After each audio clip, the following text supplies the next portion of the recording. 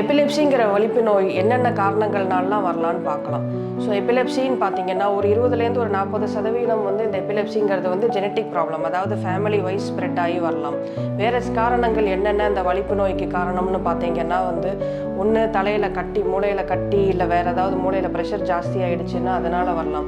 ரெண்டாவது ஸ்ட்ரோக், அதாவது தலையில் ரத்த ஓட்டம் சரியாக போகாமல் ரத்த குழாயில் அடைப்பு ஏற்பட்டு ரத்த ஓட்டம் சரியாக போகாததுனால வரலாம்.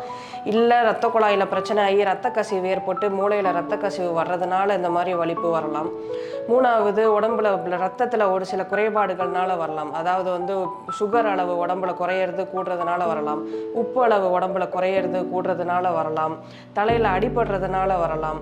ஸோ வேறு சில உறுப்புகள் பிரச்சனை, அதாவது liver failure, kidney failure, heart problem, இந்த மாதிரி ப்ராப்ளம்ஸ் இருக்கிறவங்களுக்கும் வலிப்பு வியாதி வரலாம். ஸோ இதெல்லாம் தான் வந்து நமக்கு வலிப்பு வரத்துக்குரிய காமன் காஸ். ஸோ இதை நம்ம வலிப்புன்னு வந்து இந்த நெக்ஸ்ட் நம்ம எப்படி அதை டயக்னோஸ் பண்ணி எப்படி கண்டுபிடிப்போம்? ஸோ இந்த வலிப்புங்கிறத ஒன்று வந்து நம்ம பார்த்து நம்ம ஹிஸ்ட்ரி கேட்டு, அதாவது என்ன தொந்தரவு இருந்ததுன்னு கேட்டு அது என்ன விதமான வலிப்பு நோய்ங்கிறத வந்து நம்ம பார்த்து டயக்னோஸ் பண்ணுறது. ரெண்டாவது இந்த வலிப்பு வியாதிக்குரிய ஒரு சில டெஸ்ட்டுகள் நம்ம பண்ண வேண்டியிருக்கும். அதாவது brain scan, CT scan and MRI scan மூலமாக மூளை நரம்புகள்லாம் நல்லா இருக்கா, தலையில் இருக்கிற ரத்த குழாயெல்லாம் சரியாக இருக்கான்னு பார்ப்போம். ரெண்டாவது இஇஜி, அதாவது எலக்ட்ரோ என்கெஃபலோகிராம், அதாவது நம்ம மூளையோட செயல்பாடு எப்படி இருக்குன்னு பார்க்கறதுக்காக செயல்திறனை வந்து நம்ம தலையில் ஒரு சில வயர்கள் மூலமாக கம்ப்யூட்டரில் வச்சு பார்க்குறது.